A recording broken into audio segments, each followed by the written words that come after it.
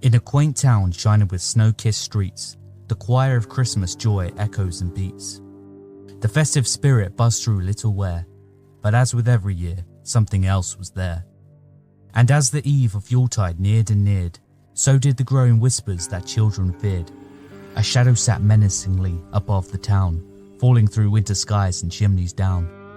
Each night of December, families gathered close, warming by their firesides with a cheerful dose.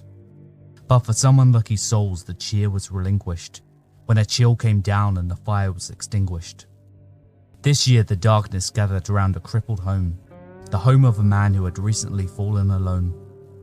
The old man Jack shivered in the frost of his living room, which tonight felt like it might become his tomb.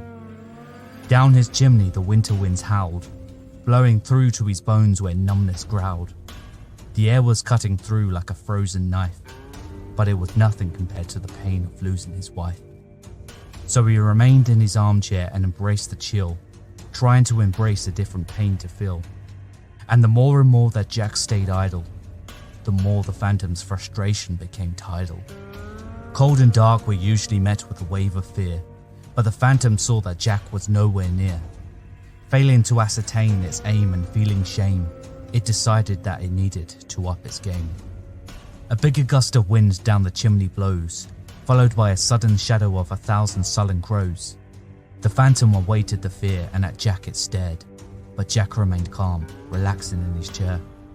The phantom then made the fireplace infinitely wider, before Jack was greeted by an outrageously large spider. The phantom awaited the dread and at Jack it stared, but Jack looked away as if he just didn't care. Feeling furious, the phantom then came down, descending the chimney dressed as a killer clown. The phantom awaited his screams and at Jack it stared, but Jack was a man who was impossible to scare. Belittled, the phantom fell into the form of a mouse, and in a fury scurried straight out of the house. In the streets it began to hear the festive cheer, and then suddenly the answer became so clear. The phantom had been haunting a man fully depleted, and it's impossible to beat a man that's already defeated.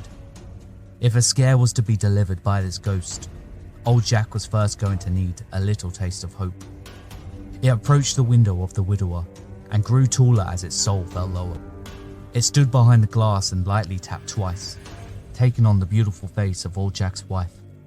This time he did arise slowly from his chair, and the phantom awaited to give him a real big scare. Jack approached the window and simply smiled, but the phantom was prepared to make him run a mile. The shape of his wife collapsed into melting flesh, blood and guts spilling out of her festive red dress. There was so much red it created a satanic glow, bursting into his house through a blood-soaked window. Now the phantom looked through as floating bones, expecting to see old Jack flee in his home. But there he stood with that smile on his face, with not one frown to show any sign of disgrace. It was at this point the phantom lost all its power.